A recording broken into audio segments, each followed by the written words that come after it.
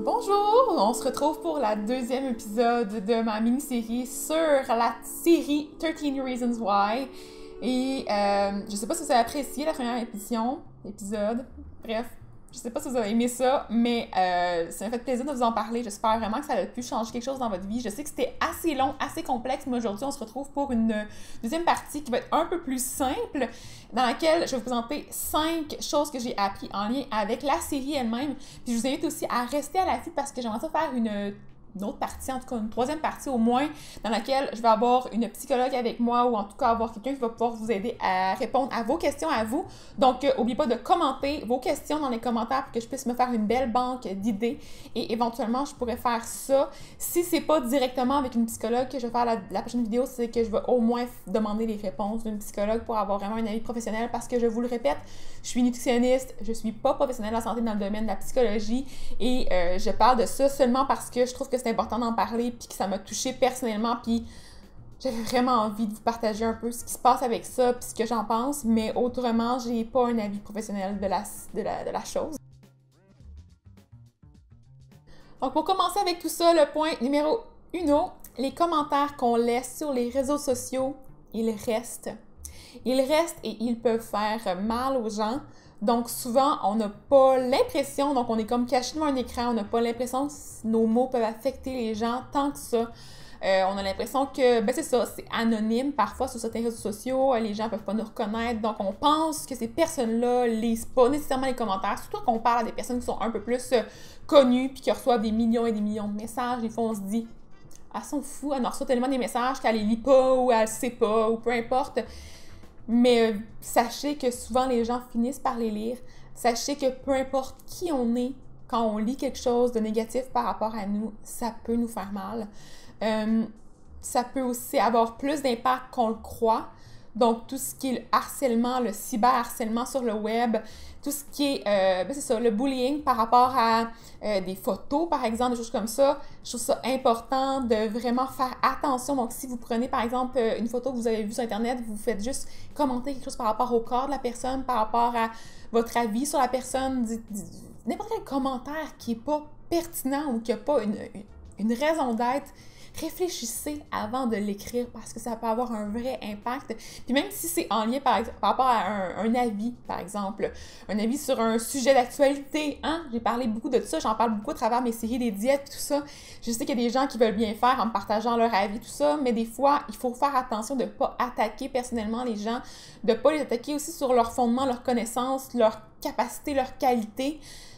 On peut pas dénigrer les gens sur le web, c'est pas normal, ça se fait pas et ça se fera jamais, puis je pense que c'est important de le répéter encore et encore, donc ça c'est mon point 1 que j'ai retenu de la série.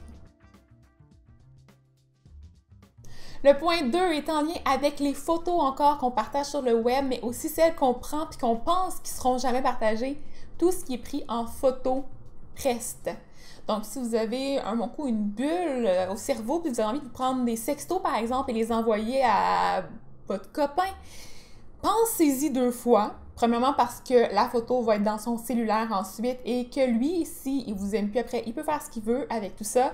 Et deuxièmement, les images qui sont transportées, ben, ils se ramassent quelque part. Là. Fait qu'il y a quand même des façons d'aller les pirater, d'aller les chercher, de les réutiliser contre vous. Puis les gens peuvent écrire des choses méchantes puis inutiles par rapport à ça. Donc, je pense que c'est vraiment juste important de peut-être même pas en prendre à la base.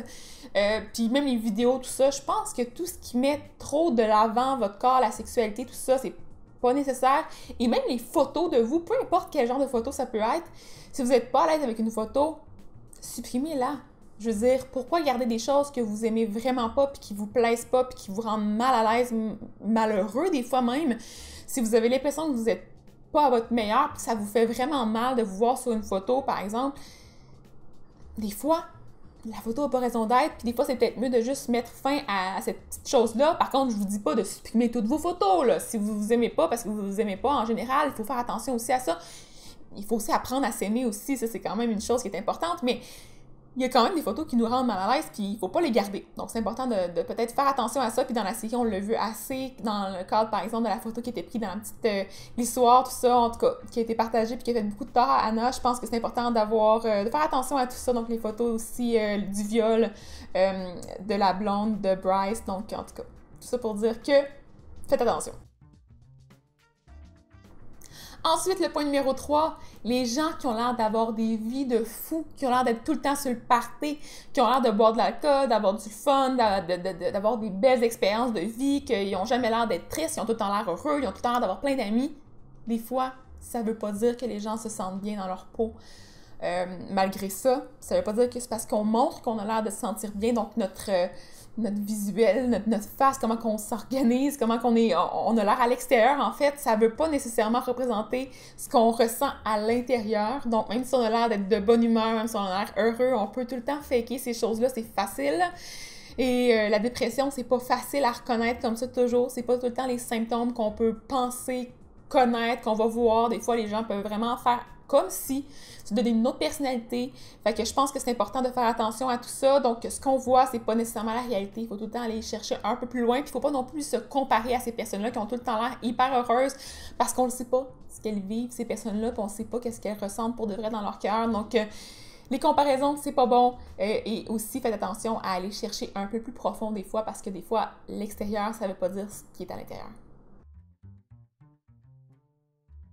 Et ça m'amène au point numéro 4. Faites attention aux dépendances. Là, je suis sûre que je vais parler de l'alcool, du tabac, des drogues, du jeu, mais il y a une autre dépendance qui rentre aussi beaucoup en jeu ces temps-ci, c'est les dépendances aux réseaux sociaux, à la technologie. Donc, on vient souvent accro, quitte à des fois mettre notre vie réelle de côté pour être plus actif sur Internet, pour avoir plus de photos sur Instagram, pour avoir plus de contenu partout. J'ai tendance à faire ça personnellement.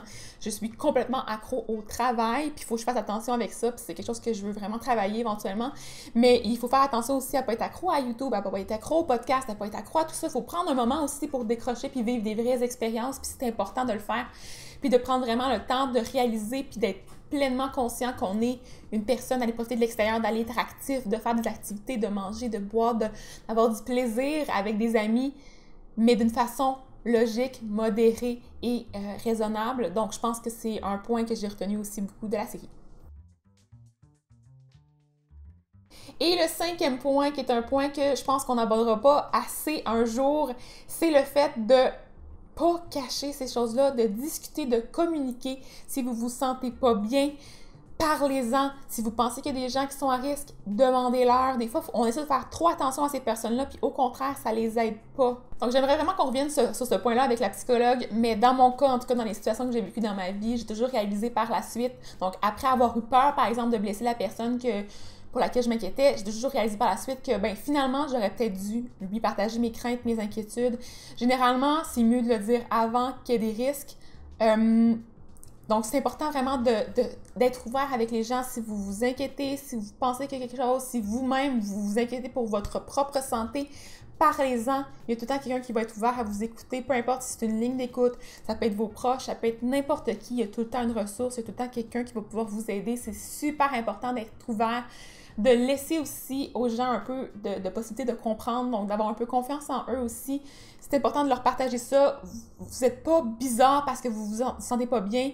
Ça arrive à plein de personnes. Donc, je pense que c'est important de pouvoir communiquer ces choses-là. Je vais répéter encore, mais c'est super important, puis je veux vraiment revenir là-dessus. Dans ma capsule finale dans laquelle je vais répondre à vos questions, donc c'est sûr que je vais revenir sur ce sujet-là encore et encore et encore. Je vais peut-être être fatigante, mais c'est vraiment un sujet qui me touche vraiment. Si vous avez apprécié, n'oubliez pas de mettre un petit pouce en l'air à la vidéo. N'oubliez pas de vous abonner à ma chaîne. Allez voir aussi la première capsule et restez à l'écoute pour la prochaine capsule. Et j'espère que ça vous a aidé. Je vous aime vraiment beaucoup, puis je vous souhaite à la prochaine. Take me back to